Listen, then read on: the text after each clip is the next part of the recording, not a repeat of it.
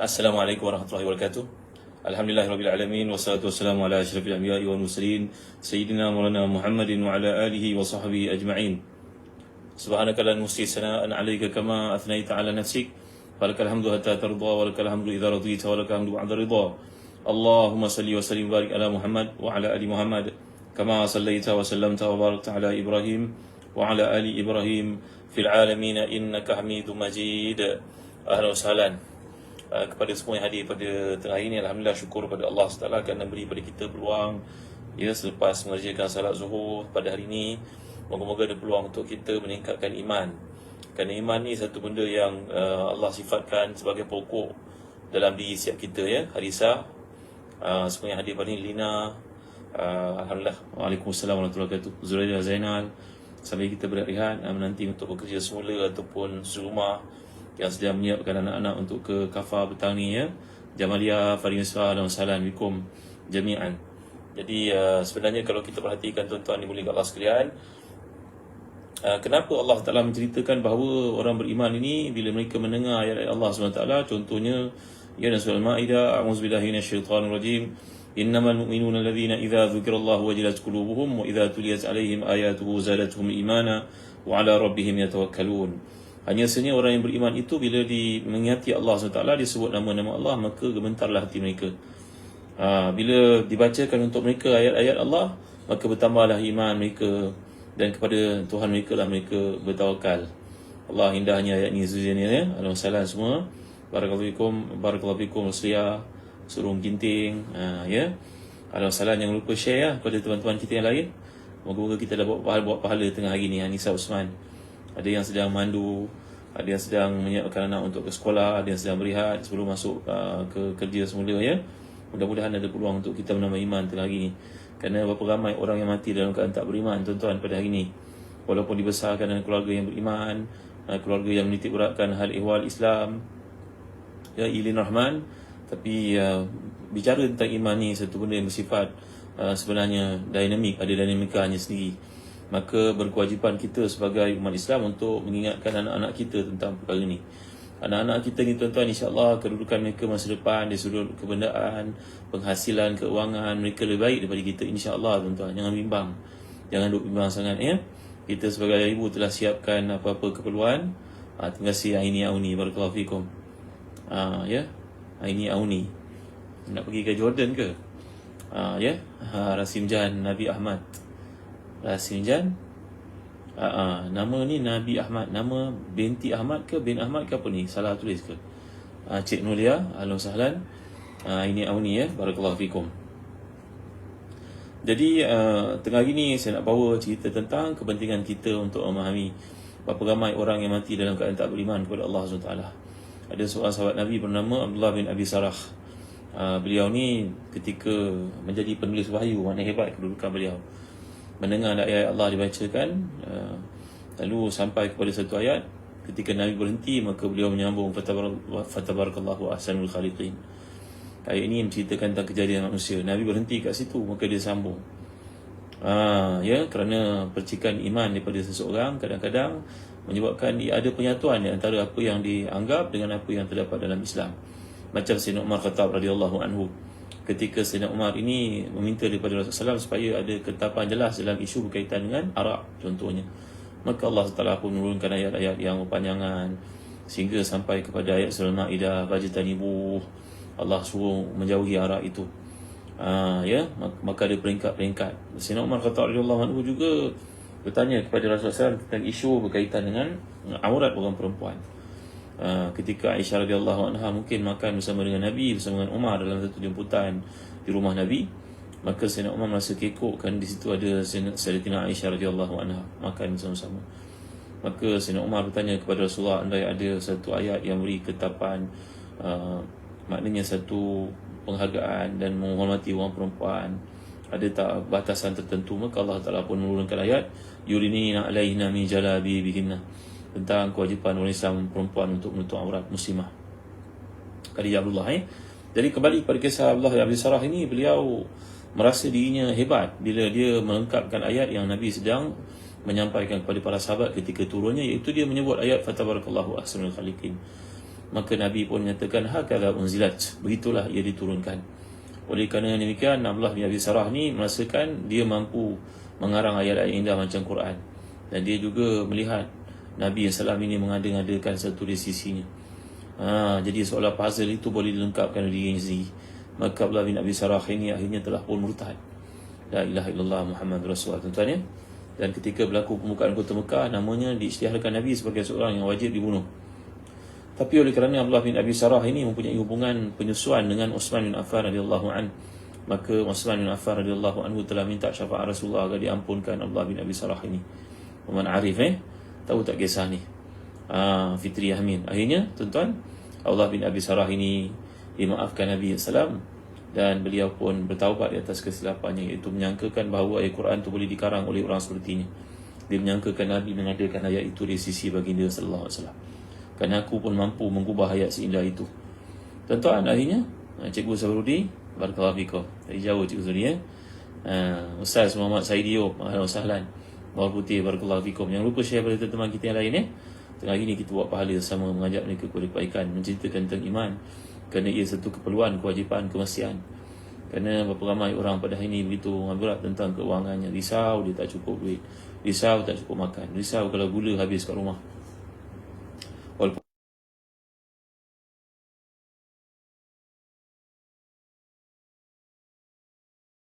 maka kembali kepada apa yang berlaku kepada Allah bin Abi Sarah ini, akhirnya beliau pun kembali kepada Islam. Nak ceritakan kepada tuan-tuan, iman ini kadang-kadang ada penyebab menjadi lemah, tuan-tuan. Jadi itu yang kita bimbang bahaya berlaku kepada seseorang kita, Mazlan Michael, ahlan wasahlan, moga saya dapat membawa kepada tuan-tuan perspektif Islam, bagaimana cara kita merawat isu-isu berkaitan dengan iman, agar Ustaz Nulis, barakallahu fikum, Fitri Amin, mudah-mudahan kita dapat mempersiapkan diri kita agar mati dalam keadaan beriman kepada Allah SWT. Sayyidina Umar sering berdoa, Allahumma rzuqni syahadata fi sabilik waj'al mauti bi baladi rasulik. Ya Allah, kurniakan aku mati syahid di jalanmu dan jadikan kematianku di bumi Rasulmu Muhammad sallallahu alaihi wasallam. Baik. Apakah cara yang boleh menyebabkan iman kita ni subur, tuan-tuan? Umpama macam pokok yang sentiasa dibaja, disiram, cukup cahaya mataharinya, terdedah kepada cahaya matahari yang mencukupi oksigen, maka dia akan menjadi satu pokok yang subur. Perkara pertama, tuan-tuan, adalah berusaha untuk mendekati Al-Quran Al-Karim. Kerana Allah menjelaskan dalam surah Al-Furqan ayat 32, A'udzubillahi minasyaitanirrajim. Wa qala alladhina kafaru laula nuzila alaihi al-Qur'anu jumlatan wahidah. Kadzalika linuthabbita bihi fuadak warattalnahu tartila. Orang kafir berkata, mengapakah Quran tadi diturunkan sekali turun saja, jumlatan wahidah? Kerana Allah turunkan Quran ini mengikut peringkat soalan yang berlaku, isu-isu yang timbul, maka Allah menurunkan Quran itu mengikut peringkat-peringkatnya. Maka Allah telah menjelaskan, begitulah kami nak perkuatkan imanmu dengan Al-Quran, dan supaya engkau sempat membacanya dengan tartil. Maknanya tuan-tuan, membaca Al-Quran ini menyebabkan tathbitul fuad. Tathbitul fuad maknanya apa?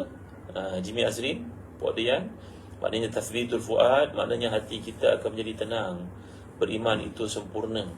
Macam orang buat rumah lah, tuan-tuan. Kita menyangkakan nak buat banglo ni kena segera siap, simennya kering cepat-cepat pasang tingkap. Tak boleh. Dia kena ada proses dia. Tak boleh semalaman terus saya jadi ketua, tiba-tiba jadi menteri besar. Tak boleh kan? Dia melalui proses yang lama, kematangan, perjuangan, pengorbanan, barulah seseorang itu layak menjadi jago dalam sesuatu arena yang diceburi olehnya.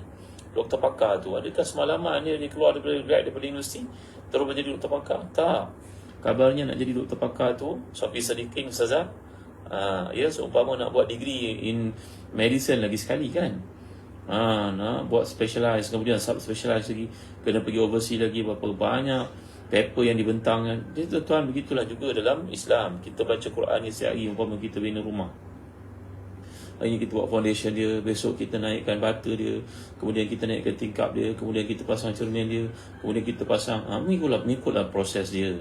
Jadi perkara pertama yang akan menyebabkan kematangan iman, kesuburannya, bacalah Al-Quran tanpa mengabaikannya, tuan-tuan. Jangan duk baca surah pilihan tertentu saja. Nak dapat anak lelaki, baca surah Yusuf. Nak kaya, baca surah Al-Waqi'ah. Itu saja yang dipulun. Sedangkan ayat dalam Quran ada 1,000, ada 6,236 ayat, bukan? Ada 114 surah. Muhammad Saiful, ahlan wa sahlan. Munirah Nafi, tolong ambil perhatian, bacalah Al-Quran dengan sempurna.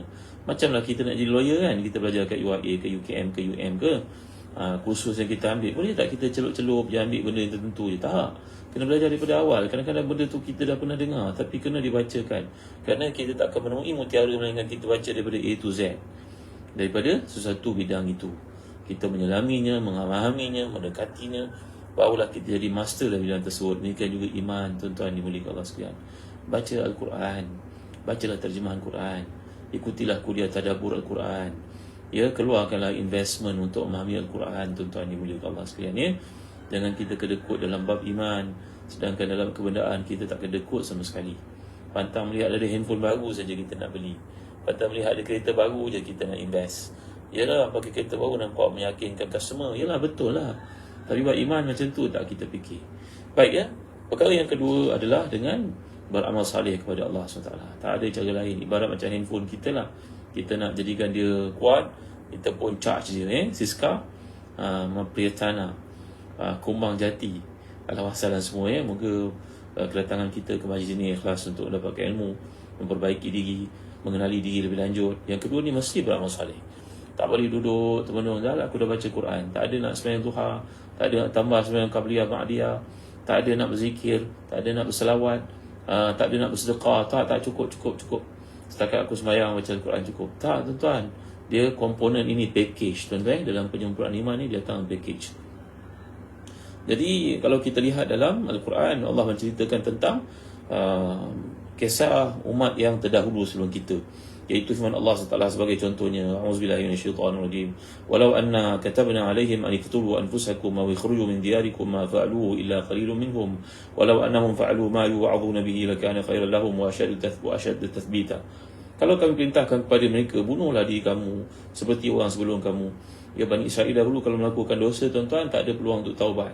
Robeli tak ada peluang untuk taubat tau. Siti Akhtar kena bunuh diri, duduk dalam rumah gelap, bawa pedang, cincanglah sesiapa yang kena, hunuskan pedang. Siapa kena mati, kena tebas mati. Siapa yang selamat, taubat. Itu dia konsep orang sebelum kita. Kita tak sampailah ke tahap itu, tuan-tuan, tapi kena berusaha dengan beramal saleh, kena mujahadah. Bagaimana ceritakan seorang Ibn Khafif, seorang ahli sufi yang terkemuka dari kota Shiraz di Iran masa dahulu, yang merupakan mazhab sunnah. Beliau ni sentiasa dipapah pergi ke masjid pada hari tuanya. Anak-anak murid mengatakan, madailah semayang kat rumah, tuan guru dah dimaafkan, diuzurkan. Tak, kalau kau dengar azan berkumandang, aku tak ada kat masjid, carilah aku kat perkuburan, mana aku dah mati. Jadi kena berusaha untuk melakukan amal salih, saifi. Yang ketiga, cara mengukuhkan iman secara ringkasnya, tuan-tuan, dalam masa yang terbatas ni, adalah kita kena sentiasa tadabbur kisah para Nabi, terutamanya Nabi kita Muhammad SAW, kisah para sahabat. Kerana Allah menceritakan dalam surah Hud ayat ke-120, a'udzubillahi minasyaitonirrajim, wa kullan naqussu 'alaika min anba'i rusuli ma nuthabbitu bihi fuadak wa ja'aka fi hadhil haqq wa mau'izatun wa dhikra lil mu'minin. Dan semua kisah para nabi kami ceritakan kepadamu, kisah-kisah yang akan meneguhkan imanmu. Wa kullan naqussu 'alaika min anba'i rusuli ma nuthabbitu bihi fuadak. Kami bawa kisah-kisah ni, wahai Muhammad, untuk mengukuhkan imanmu. Apatah lagi kita, kalau Nabi pun Allah mengatakan demikian, kita lebih-lebih lagi lah muslim-muslimat sekalian. Wajib untuk kita membaca kisah Nabi ni, supaya kita dapat lihat pengorbanan mereka lakukan. Kita ini lahir-lahir je dari Islam, tak ada ujian pun. Lebih-lebih ujian pun nak bangun sembahyang subuh, rasa berat sangat nak pergi berjemaah. Nabi dahulu, para sahabat, diempak batu di atas tubuh mereka, dipanggang, macam Khabbab bin Al-Arat radhiyallahu anhu, Junaidah Ja'far, sampai yang memadamkan api yang membakar di bawah itu adalah lemak-lemak yang mengalir di tubuh Khabbab bin Al-Arat radhiyallahu anhu. Bagaimana kisah tentang seorang sahabat yang namanya Tufail bin Amr ad-Dawsi. Anak dia bernama Amr, anak dikejar bapa dia untuk selamatkan bapa dia, dibunuh dalam peperangan nak menghadapi Tulaiha yang mengaku menjadi nabi, sampai tangannya putus, tuan-tuan. Sayyidina Umar panggil dia Syahidul Hayy, orang yang mati syahid tapi masih hidup lagi, kerana sebahagian anggotanya telah dikuburkan bersama dengan ayahnya. Tengok kan, begitu sekali nak menyampaikan Islam. Roziah, Azri Kamal, nak banding kita ini, Allah, senang sangat kerja kita. Masuk Facebook, nak ajak orang datang ke majlis ilmu, mudah sangat kerja kita. Cubalah buat, tuan-tuan. Jemputkan kawan kita datang ke majlis ilmu ni, ingatkan mereka. Ini satu dakwah, jangan pandang kecil tau. Nak banding orang dahulu, memanglah kita ni kerdil sangat, iman kita tak mampu menandingi mereka tau. Tapi ini yang kita mampu buat ini. Selalu doa pada Allah, ya Allah, banding imanku dengan orang terdahulu, kerdil sangat, dia ikut ini. Tapi ini yang aku mampu, ya Allah, terimalah dia sebaiknya, wahai Syekh Sulaiman. Ya Allah, terimalah sebaik mungkin apa yang mampu aku lakukan ini. Mari kita buat kebaikan sama-sama tengah hari ini. Saya bawakan video ni kepada teman yang lain. Ini akhir ini nah, ini ya. Jadi ini adalah perkara yang ketiga. Yang keempat, kita banyakkanlah berdoa kepada Allah SWT supaya iman kita kekal dalam diri. Contoh doa yang sentiasa kita amalkan, yang Allah anjurkan kepada kita kaum mukminin untuk beramal dengannya, ayat ke-8 surah Ali Imran. Faridah ya, Nazain. Rabbana la tuzigh qulubana ba'da idh hadaitana wa hab lana min ladunka rahmatan innaka antal wahhab.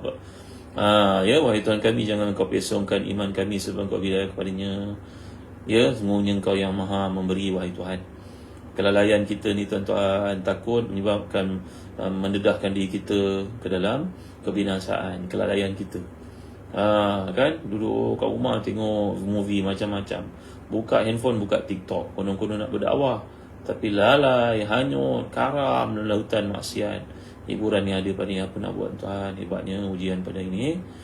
Allahu Akbar. Inna lillahi ibadan futana taraku dunya wa khaful fitana nazaru fiha falamma alimu anha la yasali hayyin wa tana ja'aluha lujatan wa takhadhu salihul a'mali fiha sufuna. Kata Imam Nawawi pada awal kitab Riyadhus Salihin, orang-orang yang bijak ni melihat dalam hidup ni, Ziti Akhtar, Rasim Jan, ya, lihat pada ini kehidupan memang ujian besar. Dia merupakan lautan yang bergelora, ramai orang datang tenggelam tuan-tuan. Ya, orang ini nak jadi kaya, nak bina masjid, memanglah betul besar pahala bina masjid. Kalau kita buat sebesar tempat rehat, tempat bertelur burung pun, akhirat besok Maria Allah gantikan Umi Zainab dengan istana yang jauh lebih besar, yang sangat besar. Apatah lagi kalau kita buat satu masjid lengkap untuk orang beriman. Baguslah, target yang baik lah. Tapi yang terjebak diri dengan rasuah dan sebagainya, apa cerita ni? Matlamat tak boleh menghalalkan cara. Ya, Zainal Abidin Ishak, malu kita tahu kalau dekat antarabangsa ni ceritakan tentang orang kita Malaysia ni. Malu sangat. Kerana kita menjadikan macam Robin Hood pula. Ambil benda-benda yang bersifat demikian kononnya untuk buat kebaikan. Ya, bahaya tuan-tuan. Tak payahlah jadi kaya kalau kaya ini menedah kita kepada maksiat tau. Kalau orang kafir yang tak beriman tu apa saja yang semua asal ada fulus semuanya lulus. Kita jangan jadi diri kita macam tu. Kita masih ada prinsip lah. Kan banyak lagi peluang untuk jadi kaya. Kenapa perlu terlibat dengan perkara-perkara haram? Baik tuan ya. Jadi ini antara doa yang patut kita amalkan supaya diri kita, keluarga kita selamat daripada ujian akhir zaman dengan kebendaan yang sangat hebat ni tuan-tuan. Ya, iman dah jadi macam kulit bawang nipisnya. Pagi beriman, petang kafir, petang beriman, pagi esok kafir. Menjual agamanya, bi'u dinahu bi'aradin minad dunya qalil. Menjual dunia untuk, menjual akhiratnya untuk dunia yang sementara ni. Allahu Akbar. Lagi doa Nabi yang banyak adalah, ya muqallibal qulub, tsabbit qalbi ala dinik. Ya musarrifal qulub, sarif qalbi ala ta'atik. Jangan lupa join kami dalam sahabat Ustaz Azan di Telegram Aziz. Jemput kawan-kawan yang lain tau. Ada banyak doa yang dikongsi oleh Ustaz Umi Fatih. Terima kasih ya, Ustaz Safi Sadiqin dan sebagainya. Jangan lupa masuk dalam Telegram sahabat Ustaz Azan. Mudah-mudahan ada nota yang sangat manfaat untuk kita kongsi-kongsikan. Apakah doa tadi? Ayat ke-8 surah Ali Imran tuan-tuan, Munirah. Dan lagi, terima kasih yang kirim pada saya star tengah hari ni. Terima kasih tuan-tuan. Tak terbalas ya tuan-tuan Tanpa tuan-tuan siapalah saya. Saya pun mencari keimanan dengan cerita kepada tuan-tuan perkara kebaikan ini. Semoga ia menjadi sebab kita di akhirat besok berdampingan satu sama lain. Azhar besok kat akhirat tak jumpa saya, cari tahu. Tuan-tuan besok masuk syurga, tak jumpa saya, cari saya. Kerana yang bercakap ni tak sosial baik pada mendengar. Kat akhirat besok lain kedudukannya. Yang kelima, perkara yang menyebabkan iman yang tambah tuan-tuan adalah zikrullah. Ala bi zikrillah tatma'innul qulub. Ingatlah Allah supaya hati menjadi tenang. Ketahuilah mengingati Allah memang hati menjadi tenang. Dalam kitab Jami'ul Ulum wal Hikam oleh Ibn Rajab Al-Hambali menceritakan bahawa sahabat-sahabat Nabi ni contohnya macam Salman Al-Farisi sangat banyak ingatnya kepada Allah. Hidupnya sangat sederhana, sangat zuhud. Sampai sebahagian dari mereka ni bila ingat Allah dipanggil sebagai orang gila. Maka kata Sofi Emir, kata mereka kepada orang yang kata mereka gila, tidak, ini bukan gila, ini ubat kepada gila. Ramai manusia pada hari ini mengabaikan ingat Allah SWT, lalu mereka kecundang dalam lautan pada hari ini. Tuan-tuan tengok ya, orang yang menjadi ingat Allah dengan ingat manusia. Kita kalau nak ingat manusia ni, tuan, ridhan nas ghayatul tudrak, kata al-Imam Al-Imam Syafi'i rahimahullah, Imam Ahlus Sunnah ini pernah berkata, engkau kalau kejar keridhaan manusia, restu manusia, engkau penat tau. Tapi kalau engkau kejar ridha Allah, satu saja tempat yang kau cari, pusat, kiblat yang paling utama. Kita nak please semua orang, kita akan jadi gila, tuan-tuan. Maka carilah keridhaan Allah, itu yang jadi keutamaan dalam hidup. Suami yang beriman, carilah ridha Allah sebelum ridha isteri. Isteri yang beriman, ridha Allah penting, kemudian ridha suami. Anak-anak yang beriman, ayah ibu yang beriman, tolong jadikan ini perkara utama dalam hidup kita. Carilah ridha Allah dengan menyatinya selalu. Yang keenam, perkara yang menyebabkan iman ini bertambah, tuan-tuan, adalah kita ni sentiasa menjalankan tugas berdakwah, mengingatkan orang kepada Allah SWT. Kalau kita dah pakai songkok, dah pakai jubah, agak-agak sedang tak nak buat kemaksiatan, tuan-tuan. Pakai songkok, pakai jubah, agak sempat tak nak pergi kelab malam, nak pergi karaoke. Orang buat tasbih kat tangan, agak sempat nak buat maksiat. Maka bila kita ni berpakaian macam pendakwa, kita automatically akan terdorong untuk buat ketaatan di samping mengajak orang lain, betul tak? Kalau kita masuk kuliah syariah, agak-agak sempat tak nak buat maksiat. Ya. Maka tuan-tuan, sibukkan diri kita dalam ketaatan, kebaikan, supaya kita tak sempat nak buat maksiat. Ini perkaranya. Jadi tuan-tuan, itu sebab Allah menjelaskan surah Yusuf ayat ke-108. Qul hadhihi sabili ad'u ila Allah ala basiratin ana wa man ittaba'ani wa subhanallahi wa ma ana minal musyrikin. Inilah agama aku, ini jalan aku, mengajak kamu kepada Allah dengan hujah yang jelas. Ya Maha Suci Allah, aku ni supaya selamat daripada menjadi orang-orang yang musyrik. Ya Kak Yazid Kak Yazid. Jadi tuan-tuan, sibukkan diri kita untuk melakukan ketaatan supaya tiada waktu untuk melakukan kemaksiatan. Jadi inilah antara peluang kita untuk melakukan ketaatan, tuan-tuan. Dari dekat pukul 2, saya nak berhenti kat sini dulu. Kami Said, Siti Zahra, moga-moga kita dapat bertemu lagi dalam lembaran baru dakwah, usaha kita untuk menyuburkan iman. Ingat ya, iman ni macam pokok perlu baja, cahaya matahari, air. Maka demikianlah juga iman kita perlukan kepada komponen-komponen menyuburkannya. Amat malang sekali kalau kita beranggapan kita belajar agama setakat sekolah rendah, lepas tu pandai-pandailah anak kita, pandai-pandai dan kau bawa diri nak, kau pergi ke UK ke US ke.